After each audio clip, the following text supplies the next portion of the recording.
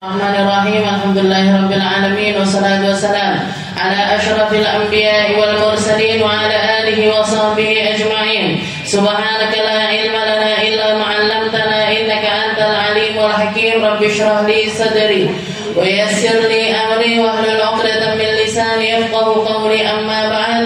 Alhamdulillah ala ni'matil Islam, alhamdulillah ala ni'matil iman wa kafa biha min ni'mah. Allahumma barik lana fi Rajab wa Sya'ban wa ballighna Ramadan wa ballighna Ramadan wa ballighna Ramadan wa a'idna lis-siyam wal qiyam wa qiraatil Qur'an wa qanni'na bil yasir minal manam.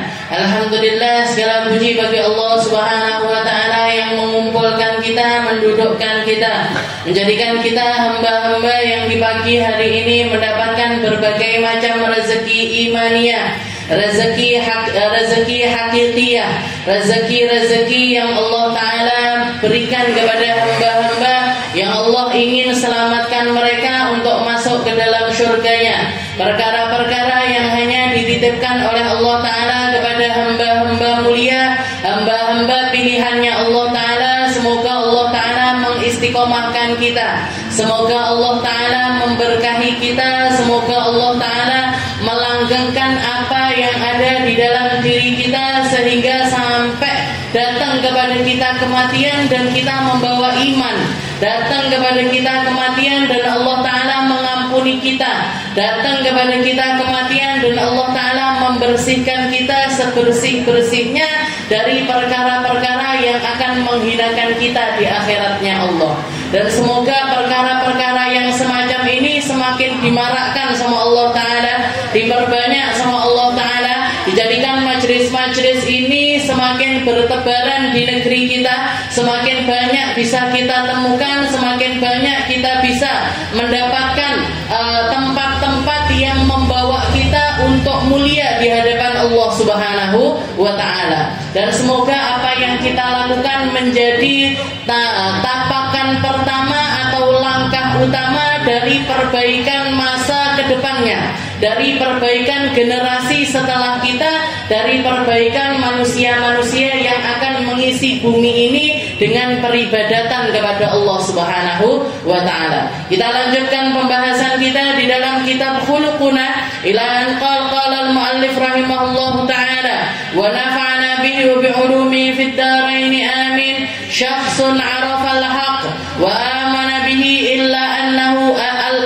innahu imanan na'imin fatir yadkhulu 'alaihi al-'amal bimuqtada wa yashqu 'alaihi al-badlu fi sabilih. Kalau pertemuan yang lalu kita bahas tentang golongan pertama dari manusia. Manusia ini di dalam jalan dakwahnya, di dalam kategorinya kita untuk memilah-milah mereka didefinisikan menjadi 4 bagian.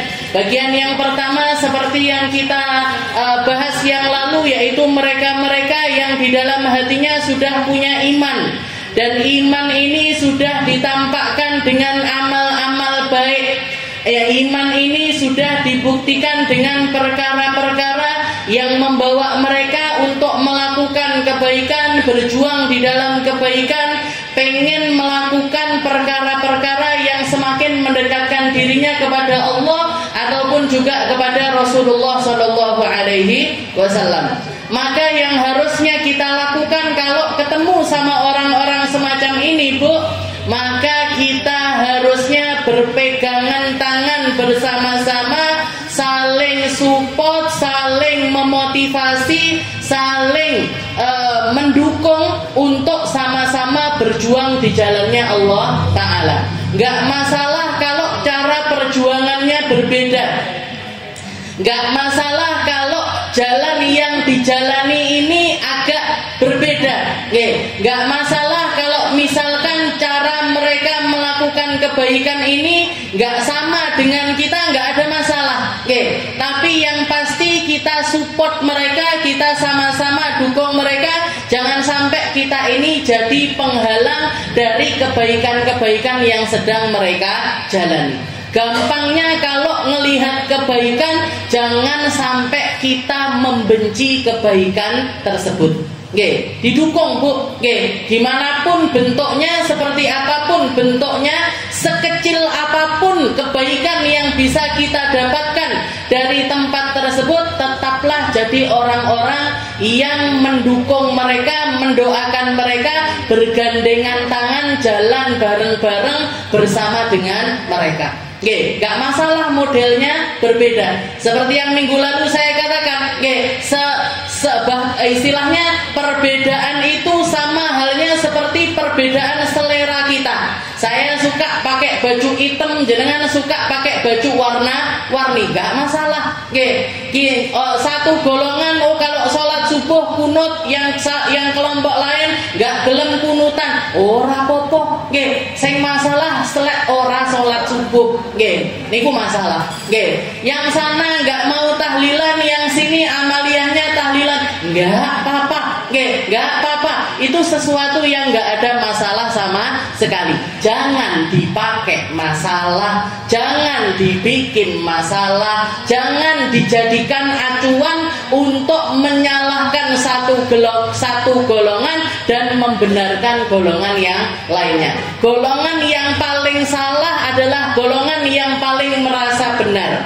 Golongan yang paling salah adalah ketika dia berbangga dengan kelompoknya sendiri, dengan golongannya sendiri, dengan amaliyahnya sendiri, sambil mengolok-ngolok golongan yang lainnya. Ini golongan yang salah.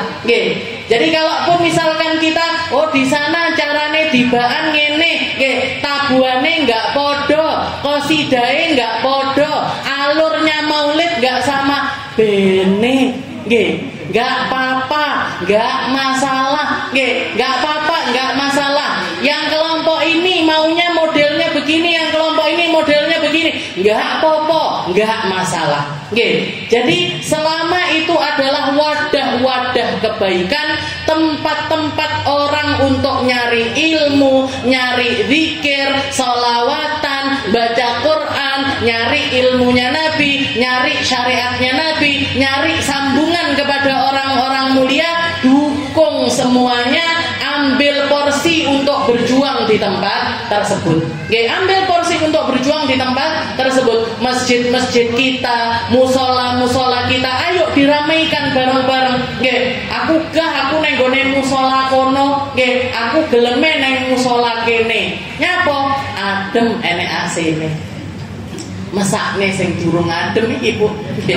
Mesakne yang belum adem ini tadi. Ayo gimana caranya biar orang betah juga di tempat tersebut, biar orang senang juga untuk sholat di tempat tersebut. Ayo bareng-bareng dibersihkan, dibenahi fasilitasnya, ditata amaliyahnya, ditata siapa muadzinnya, siapa yang sholat, siapa yang ngimami, dan lain sebagainya. Berjuang, ayo berjuang bareng-bareng di tempat-tempat kita masing-masing.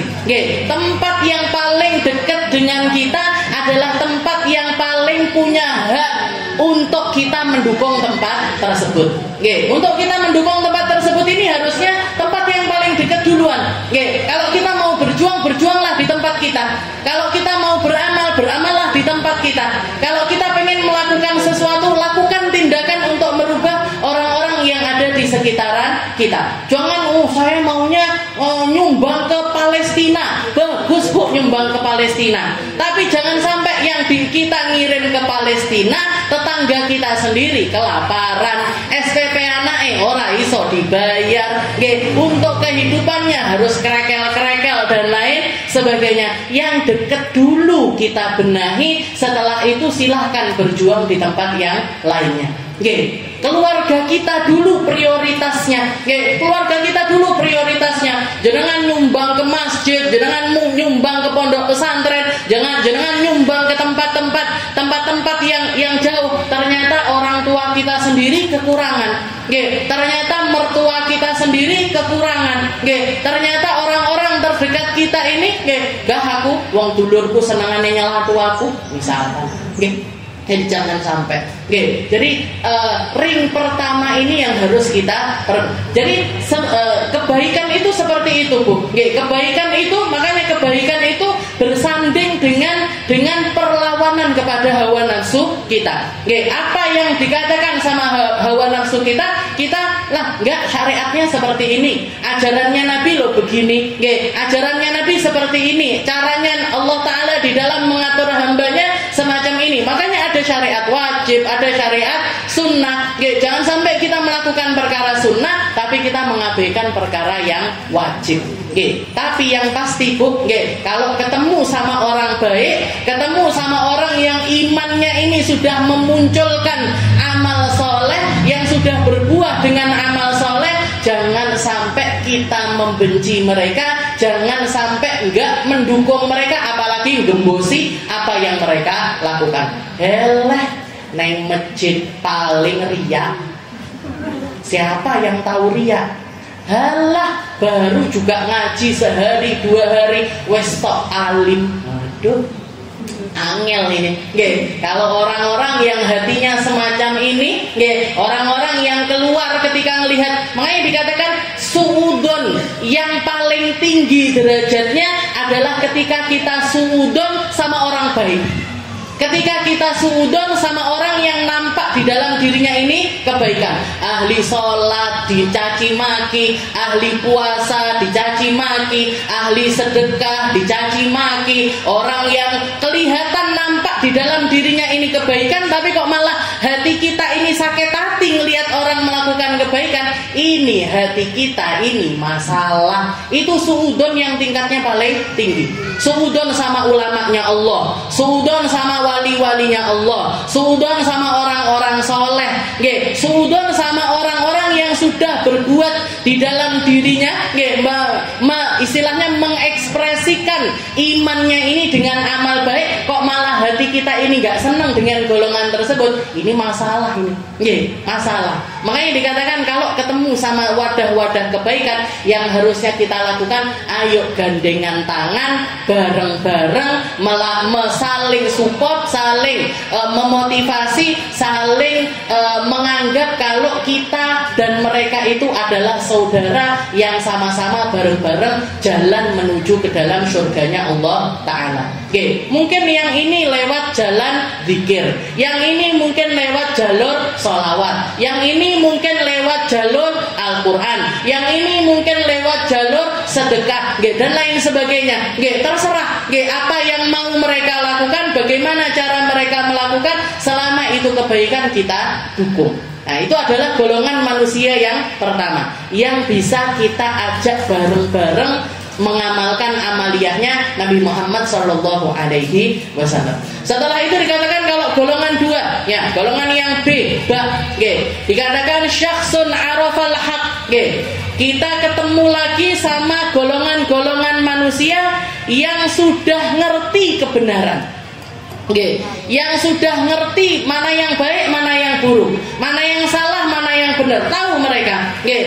Syakhsun arafal haq wa amana bih, bahkan beriman juga kepada Allah Subhanahu wa taala, tapi bedanya dengan golongan pertama, illa innahu imanana imin fatir, tapi imannya masih tidur, imane sik semaput, imane sik terlena, imannya perlu digugah, imannya perlu disadarkan, imannya perlu untuk dimotivasi. Illa imanana imin fatir, tapi imannya itu tidur plus lemes. Dijak sholat engko ae lah, nutup aurat engko lek umurku wis 50. Nanti dulu saya pakai jilbabnya, nanti kalau sudah umur 50. Eman-eman rambutku yang hitam bergelombang indah ini harus ditutupi sama jilbab. Diajak ngaji kuae lah, nanti aja lah, dan lain sebagainya. Jadi ini orang-orang yang imannya geletak, Bu. Emannya geletak, glundang-glundung, rebahan. Kaum rebahan ini.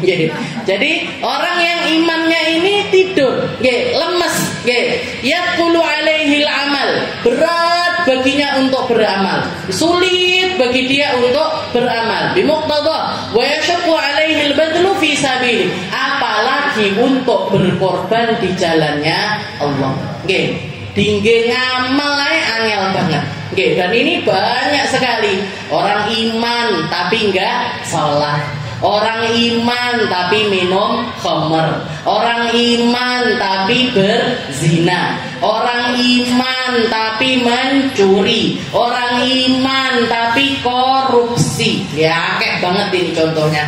Oke, jadi ini apa nggak punya iman mereka? Punya. Apa nggak percaya sama Allah Ta'ala? Percaya.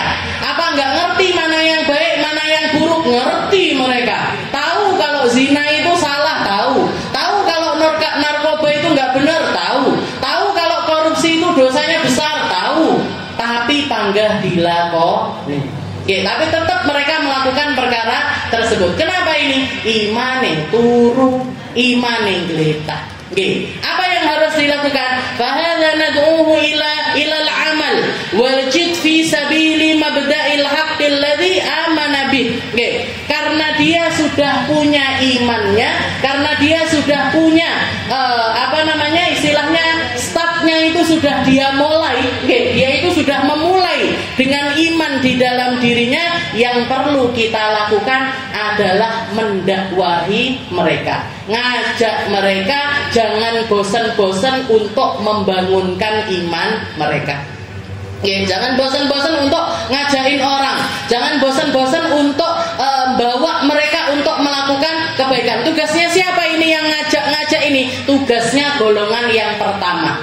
Orang iman yang amalnya sudah bangun, orang iman yang sudah melakukan sesuatu. Ayo bareng-bareng ngejak orang-orang yang ada di sekitaran kita yang imannya ini masih tidur untuk bangun bersama-sama. Oke, bahana nad'u ilal amal. Ayo ngajakin orang-orang untuk beramal, untuk bersungguh-sungguh di jalannya Allah Ta'ala, bersungguh-sungguh untuk melakoni perkara-perkara yang hak, perkara-perkara yang datangnya dari Allah Ta'ala.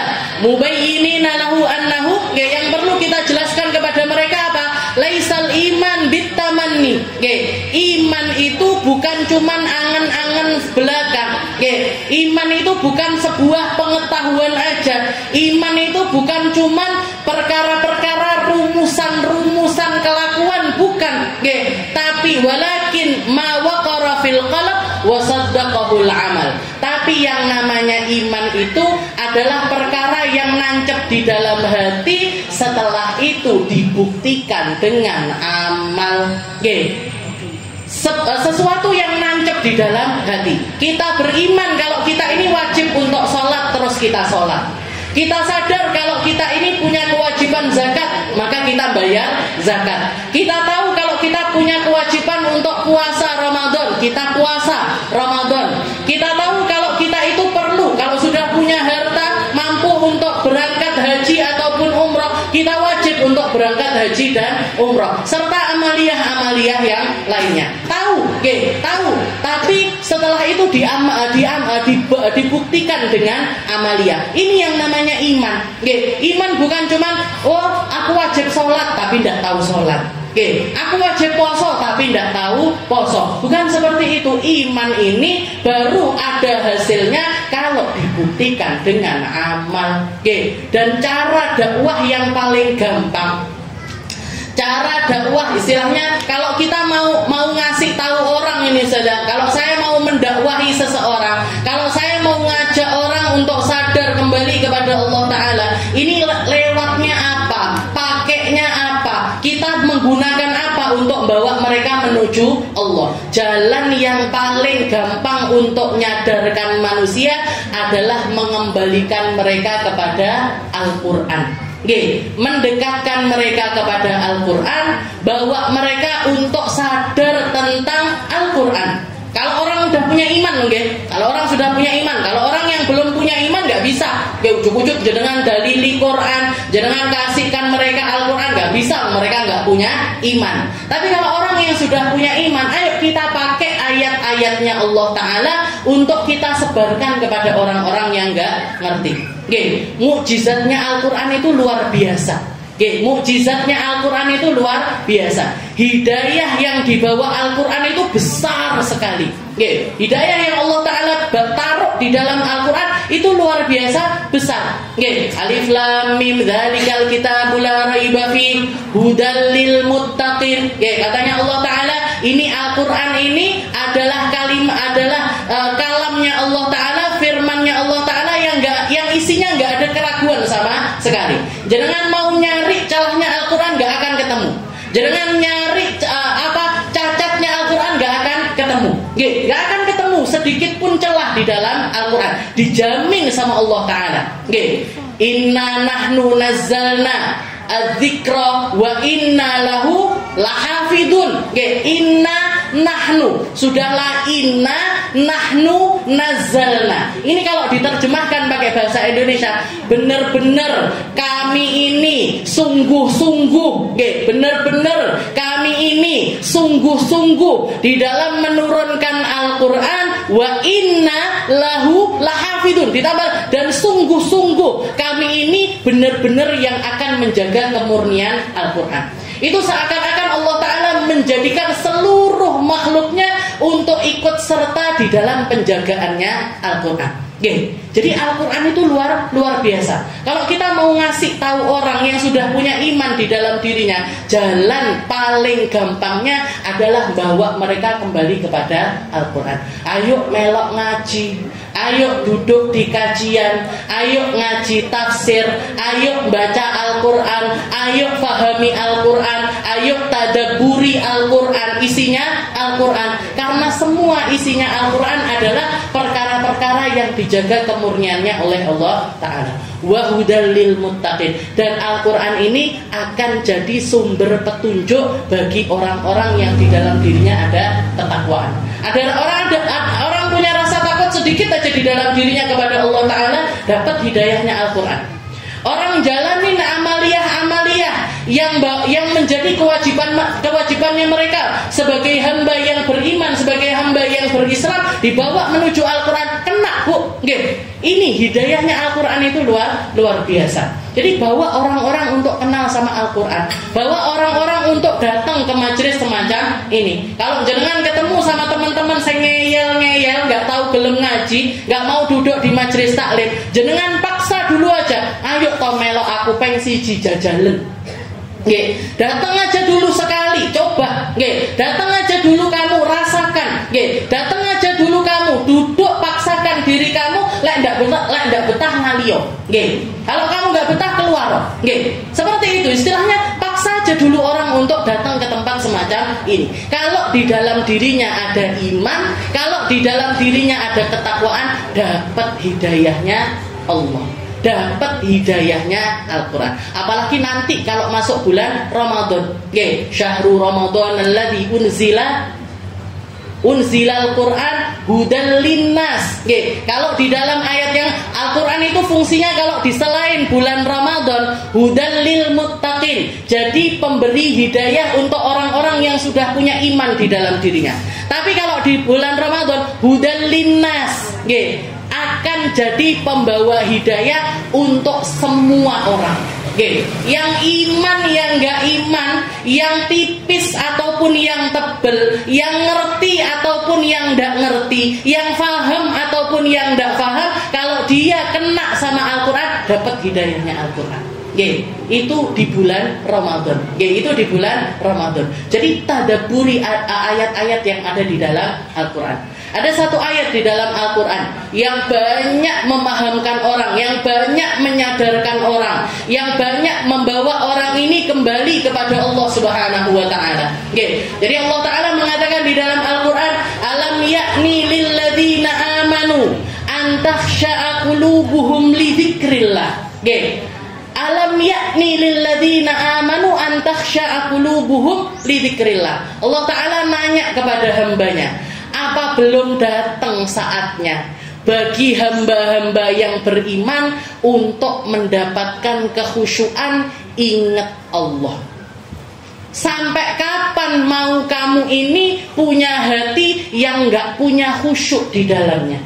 Sampai kapan kamu jadi orang-orang yang terus terombang-ambing tentang perkara dunia? Sampai kapan kamu mau jadi hamba yang kamu itu pikiranmu carut marut tentang perkara-perkara yang jadi rebutannya manusia? Alam ya'ni lilladzina amanu an takhsha'a qulubuhum li dzikrillah. Ini Allah Ta'ala secara tekstual ini nanya, tapi hakikatnya nyelatu, Bu. Nggih. Hakikatnya ini pengen bangunkan kita. Hakikatnya ini pengen nyadarkan kita. Hakikatnya ini pengen bikin kita ini terus sampai kapan? Nggih. Kamu itu jadi orang-orang yang hidupmu penuh dengan dunia ini mau sampai kapan? Kamu mau sampai kapan? Sholatmu ini lebih banyak nggak ingetnya Allah Ta'ala ketimbang ingetnya Allah.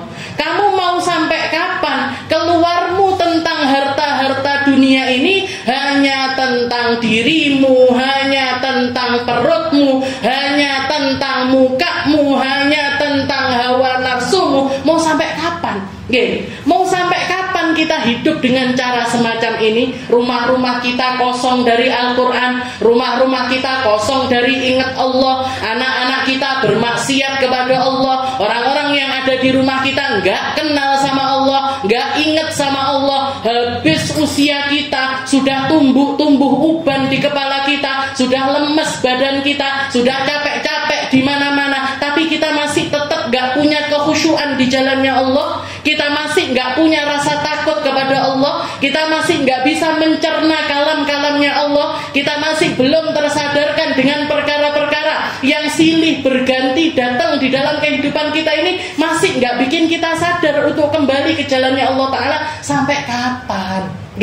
Sampai kapan? Dikatakan para aslafun as-salihin, Bu, banyak di antara mereka yang ketika dengar ayat ini, tersedak hati mereka, tersentak jantung mereka, sampai bikin jantungnya berdenti, langsung mati. Banyak di antara para salaf kita ketika dengar ayat ini, merenungkan ayat ini, bukan cuman masuk telinga dipikirkan pakai otak, tapi masuk sampai memberhentikan jantung mereka dan bikin mereka ini mati seketika. Alam yakni lilladzina amanu an takhsha'a qulubuhum li dzikrillah. Ini kalimat Allah Ta'ala lontarkan lewat lisannya Nabi Muhammad sallallahu alaihi wasallam fi qarnil awal, di masa awal, di zaman paling indah, di zaman paling khusyuk. Istilahnya kalau kita nyari orang khusyuk paling banyak kita temukan di zamannya Nabi. Kalau kita melihat orang berjuang di jalannya Allah Ta'ala, kita akan melihat paling banyak di zamannya Nabi. Kalau kita melihat orang dengan iman yang mereka rela darahnya bercucuran, nyawanya ditaruhkan untuk bawa syiarnya Allah Ta'ala, kita paling banyak nemukan itu di zamannya Rasulullah Sallallahu Alaihi Wasallam. Dengan iman yang seperti itu pun mereka ditegur sama Allah Ta'ala dengan ayat ini. Alam yakni lilladzina amanu an takhsha'a qulubuhum li dzikrillah. Istilahnya kalau pakai istilahnya pakai logika, ini yang pantas dapat ayat ini ya orang-orang kayak kita. Yang pantas untuk Allah Ta'ala mengucapkan hal semacam ini ya manusia dengan iman seperti kita, yang pagi naik, siang turun, sore naik, malam turun. Yang pagi semangat, siang wis gak semangat, sore semangat neh, bengi ora semangat neh. Ngaji sak lembar rong lembar ngope luwih akeh. Salat jamaah ning omah ae. Mau nutup aurat gak apa-apa, jambule ketok-ketok titik. Ini imannya kita ini yang paling pantas dapat kalimat ini, Bu. Tapi ayat ini Allah Ta'ala turunkan kepada orang-orang yang ada di masa awal. Sayyidina Abdullah bin Mas'ud mengatakan ayat ini turun 4 tahun setelah saya beriman. 4 tahun. Jadi waktu yang dipakai, istilahnya waktu yang dianggap sama Allah Ta'ala, sudah harusnya kamu ini jadi orang khusyuk, harusnya kamu ini jadi orang yang sungguh-sungguh, kamu ini harusnya benar-benar di dalam perjuangan, kamu ini harusnya jadi orang yang imannya ini benar-benar kokoh. Itu 4 tahun setelah keimanannya Abdullah bin Mas'ud. 4 tahun, Bu. 4 tahun. Kita ini Islam dari kapan? Kayak bayi ceri loh. Yang kita dengar di telinga kita pertama, Allahu Akbar, Allahu Akbar, asyhadu an la ilaha illallah, asyhadu anna Muhammadar Rasulullah. Adzan di telinga kanan kita, iqamah di telinga kiri kita. Tapi sampai saiki ora khusyuk. Sampai sekarang salatnya amburadul. Sampai sekarang sedekahnya kocar kacir. Sampai sekarang untuk nahan hawa nafsu kita masih sering kali tarik ulur bercampur dengan diri kita. Ini ayat yang luar biasa Allah Ta'ala turunkan kepada umatnya. Gak banyak sekali orang yang tersentak di zaman as-salafun as-salihin, bahkan sampai mati mereka. Ada yang pingsan, ada yang kepikiran sampai berhari-hari nggak bisa makan, nggak bisa tidur, nggak bisa ngapa-ngapain karena mikirkan ayat ini. Salah satunya Fudail bin Iyad. Salah satunya ada di zaman salaf itu ada satu orang soleh namanya Fudail bin Iyad. Fudail bin Iyad ini dulunya preman, Bu. Bukan cuma preman bahkan. Kalau orang sekarang ngomongnya begal. Jenengan begal. Jadi senangannya tengah malam itu dia menunggu orang musafir, orang yang jalan-jalan di pinggir, orang-orang yang jalan di tengah malam itu nanti dijarah. Nggak sedikit yang bahkan dibunuh, dirampas hartanya, diambil dagangannya, diambil apapun yang bisa dia ambil. Ini Fudail bin Iyad. Fudail bin Iyad, dia habiskan masa mudanya ini di dalam kemaksiatan. Kalau begal aja dilakoni, jenengan istilahnya mikirnya pripun? Maksiat liyane wis ketut wis mesti. Sama kayak orang sekarang. Kalau orang sudah kena yang namanya khamr, orang sudah kena minuman keras, maksiat lainnya ketut. Ya wis judi, ya wis medok, ya wis narkoba dan lain sebagainya. Ini perompak dia. Jadi perompak, istilahnya tukang begal, sukanya ngambil hartanya orang di pinggir jalan. Dia punya kelompok geng preman gitu. Kalau sudah kelihatan ada orang lewat dijarah, diambil hartanya dan lain sebagainya. Setelah itu Fudail bin Iyad ini punya istilahnya jatuh cinta sama perempuan lah. Fitnah keduanya orang. Jadi kalau enggak dilenakan dengan harta, dilenakan sama perempuan. Dia punya perempuan, istilahnya punya perempuan yang dia itu jatuh cinta sama perempuan tersebut. Selayaknya orang lah. Kalau sudah seneng-senengan, bukan cuma dari satu sisi tapi dua sisi, kan senengannya ngapo? Pacaran, setelah itu, ngoten niku lah istilahnya. Pada umumnya orang kalau memuaskan hasratnya antara laki-laki dan perempuan. Nah ini Fudail bin Iyad ini seneng suatu malam dia kayak janjian pada umumnya, janjian sama si perempuan ini untuk datang ke rumahnya di tengah malam. Ngapain kira-kira? Wis jenengan bayangkan sendiri. Janjian tengah malam untuk datengin rumah si perempuan tersebut. Menek pagar, Bu. Zaman dulu kalau mungkin nggak direstui sama orang tuanya dan lain sebagainya, naik pagar serumah si perempuan tersebut. Ketika dia naik ke pagarnya, habis itu naik lagi ke atas tembok rumah si perempuan tersebut. Setelah itu dia ngelihat keadaan. Kerungu opo, ngelihat apa, kira-kira ada yang dengar apa enggak dan lain sebagainya. Ketika dia najamkan pendengaran, ketika dia ini berniat untuk masuk ke rumah si perempuan ini, tahu-tahu dari rumah tetangganya kedengeran ada orang baca Al-Quran. Kedengeran ada orang baca Al-Quran yang dibaca ayat ini tadi. Alam yakni lilladzina amanu an takhsha'a qulubuhum li dzikrillah. Apa belum datang saatnya bagi hati-hati hamba yang beriman untuk khusyuk jalan di jalannya Allah. Ini ayat masuk ke telinganya Fudail bin Iyad, dia pikirkan dengan akalnya, rasuk ke dalam hatinya, berbarengan dengan hidayahnya Allah Subhanahu wa taala, langsung yang dia lontarkan, dia ngangkat tangannya ke atas langit sambil mengatakan, "Al-an ya Rabb, al-an ya Rabb." Sekarang ya Allah, sekarang ya Allah. Sekarang waktunya hati saya untuk khusyuk. Sekarang waktunya hati saya untuk kembali. Sekarang waktunya saya untuk mentaubati segala kesalahan saya. Balik, Bu. Pulang, nggak jadi nyamperin perempuan ini tadi, dia pulang kembali, dia pulang kembali sambil air mata ini nggak berhenti keluar dari mata si Fudail bin Iyad ini. Taubat dengan taubatan nasuha, pulang mandi dia, wudu dia, tersungkur di atas sajadahnya, tersungkur di hadapan Allah Ta'ala sampai pagi.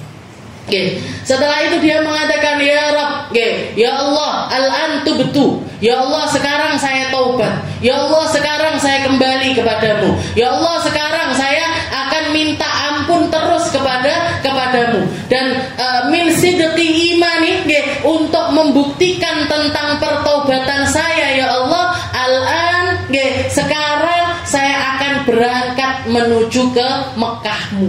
Saya akan berangkat menuju ke Mekah Al-Mukarramah untuk menunaikan ibadah haji. Untuk berangkat berhaji.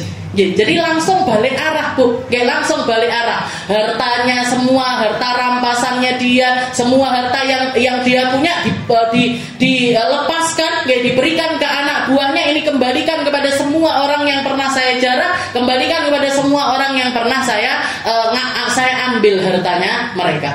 Berangkat langsung ke Mekah, berangkat langsung ke Mekah dan menetap di Mekah, dan sejak saat itu dia nggak pernah keluar dari negeri Mekah sampai dapat julukan Abidul Haramain, orang paling ahli ibadah di negeri haram. Orang paling ahli ibadah di Mekah dan juga Madinah. Gak ada orang lebih khusyuk dibandingkan Fudail bin Iyad. Gak ada orang lebih. Bahkan jadi gurunya Imam Syafi'i. Bahkan jadi gurunya Imam Syafi'i. Dari segi keilmuan mungkin lebih berilmu Imam Syafi'i, tapi dari segi amalia katanya Imam Syafi'i, saya nggak menemukan sesuatu ya seperti yang ada di dalam hatinya Fudail bin Iyad. Saya nggak menemukan sesuatu yang ada di dalam Fudail bin Iyad ini yang saya temukan di orang yang lainnya. Semua orang yang pernah duduk bersama dengan Fudail bin Iyad langsung yang kerasa itu kekhusyuan dan rasa pertaubatannya yang serius di hadapan Allah. Dikatakan ketika dia haji, Bu, ketika dia haji, semua orang berkumpul di padang Arafah. Kalau sudah wukuf di Arafah kan semua orang sibuk dengan ibadahnya masing-masing. Ini berdoa, ini dzikiran, ini minta ampun sama Allah Ta'ala dan lain sebagainya. Fudail bin Iyad ini nggak ngapa-ngapain. Dia duduk, tangannya diletakkan tangan kanannya diletakkan di pipinya, tangan kirinya diletakkan di bawah, di atas perutnya, seperti itu sepanjang hari. Cuman berhenti hanya untuk sholat, minum dan sekedarnya. Setelah itu merenung lagi seperti itu sampai orang-orang berangkat menuju Mina. Sampai orang-orang berangkat untuk mabit di Musdalifah. Baru dia berhenti dari termenungnya, berdiri, ngangkat kepalanya ke atas langit sambil mengatakan, wa fadha, ya Allah, malunya saya di hadapan Allah. Ya Allah, malunya saya di depanmu ya Allah. Ya Allah, malunya saya atas amaliyah masa lalu saya ya Allah. Ya Allah, malunya saya. Walaupun saya yakin Engkau telah mengampuni saya, tapi saya tetap malu ya Allah. Saya tetap malu ya Allah. Masa lalu saya seburuk itu dan lain sebagainya. Nanti begitu lagi di Musdalifah duduk termenung lagi, berdiri, yang diingat-ingat malu ya Allah, malu, saya malu sama Allah, saya malu sama Allah. Walaupun dia yakin kalau Allah Ta'ala mengampuni segala dosanya. Karena orang dosa, Bu, kalau sampai wukuf di Arafah dan gak yakin kalau Allah Ta'ala mengampuni dirinya, dosa besar. Dari besarnya ampunannya Allah, dari besarnya rahmatnya Allah Ta'ala menjamin orang-orang yang wukuf di Arafah keluar dalam keadaan maghfurin, dalam keadaan diampuni dosanya oleh Allah Subhanahu wa Ta'ala. Setelah itu dihabiskan hidupnya untuk ibadah. Orang yang paling terkenal zuhudnya, orang yang paling terkenal dengan ketakwaannya. Datang Raja Harun ar-Rasyid, ngobrol sama Fudail bin Iyad. Katanya si raja ini mengatakan, wahai Fudail, ma azhadaka, betapa zuhudnya dirimu wahai Fudail. Kamu nggak punya rumah, kamu makan seadanya, kamu hidup seadanya. Betapa kamu jadi orang yang benar-benar zuhud. Katanya Fudail bin Iyad, wa anta azhad minni. Loh, enggak, salah kamu. Kamu lebih zuhud daripada saya. Kamu lebih zuhud daripada saya. Lah kok bisa? Saya zuhud di dunia sedangkan kamu zuhud di akhirat. Saya zuhudnya di dunia sedangkan kamu zuhud di akhirat. Saya zuhud di dunia agar di akhirat saya dapat segala kenikmatan dari Allah Ta'ala. Sedangkan kamu menikmati setiap kenikmatan dunia agar kamu nggak mendapatkan jatah apapun dari perkara akhirat. Bukankah kamu lebih zuhud daripada saya? Dunia sementara, kalau akhirat selamanya. Dunia saya tinggal mengkhusyukkan diri saya selama di dunia. Saya tinggal jadi orang bertakwa sampai habisnya umur saya. Saya tinggal makan seadanya sampai habisnya umur saya. Saya tinggal pakai pakaian sedikit sampai akhir usia saya. Tapi nanti di akhirat saya akan mendapatkan semua kenikmatan itu. Kenikmatan tempat tinggal, kenikmatan makanan, minuman, pakaian, semuanya akan saya nikmati di akhirat. Tapi kamu justru malah pengen zuhudnya di akhirat. Kamu nikmati semua perkara dunia dan kamu nggak mendapatkan apa-apa di akhirat nanti. Bukankah kamu lebih zuhud dibandingkan saya? Itu katanya Fudail bin Iyad. Jadi orang ketika ketemu Fudail bin Iyad itu dapat momen-momen yang langsung bikin dia ini langsung sadar kembali kepada Allah Ta'ala. Dan ribuan orang yang dia taubatkan, ribuan orang yang dia taubatkan bukan dengan ceramahnya, bukan dengan ceramahnya, bukan dengan halakoh ilmunya, bukan dengan hal-hal yang semacam itu, tapi dengan pertemuan-pertemuan singkat yang bawa orang ini kembali kepada Allah Subhanahu wa Ta'ala. Alam yakni lilladzina amanu an takhsha'a qulubuhum li dzikrillah. Ini orang-orang yang lalai dari Allah Ta'ala kita sadarkan.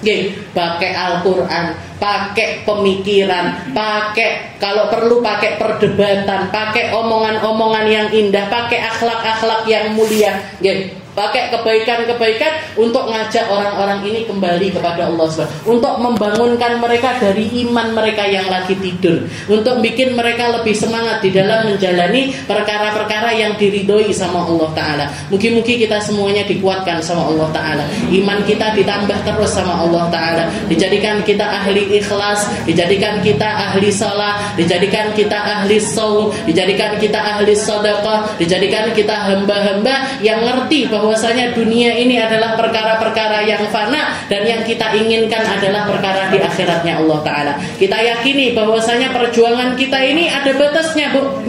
Perjuangan kita ini sampai usia kita, sampai umur kita, sampai ruh kita dicabut sama Allah Ta'ala. Tapi yang diiming-imingkan sama Allah Ta'ala adalah kebahagiaan yang abadi, surganya Allah Ta'ala, keindahan di dalam surganya, kenikmatan di dalam surganya, dan perkumpulan yang berkali-kali lipat lebih indah dibandingkan perkumpulan ini. Istilahnya yang kita lakukan sekarang ini cuman DP-nya aja, cuman permulaan aja, sebelum kita dikumpulkan di tempat-tempat mulia yang lebih mulia lagi, di tempat yang lebih mulia sama orang-orang mulia, dengarkan perkara-perkara yang jauh lebih mulia dari lisan manusia termulia, dari para nabinya Allah, dari para rasulnya Allah, dari orang-orang yang jadi wali-walinya Allah, kekasih-kekasihnya Allah. Mugi-mugi permulaan kita ini diridhoi sama Allah, dan kita terus diikhlaskan, kita terus dituluskan, kita terus dikuatkan untuk berdiri di jalan dakwah, untuk berdiri memperjuangkan agamanya Allah Subhanahu wa Ta'ala, memperjuangkan syariatnya Nabi kita Nabi Muhammad sallallahu alaihi wasallam. Ala hadhihi niyyah wa ala kulli niyyatin salihah wa ila hadratin Nabi Muhammad sallallahu alaihi wasallam bisirril Fatihah.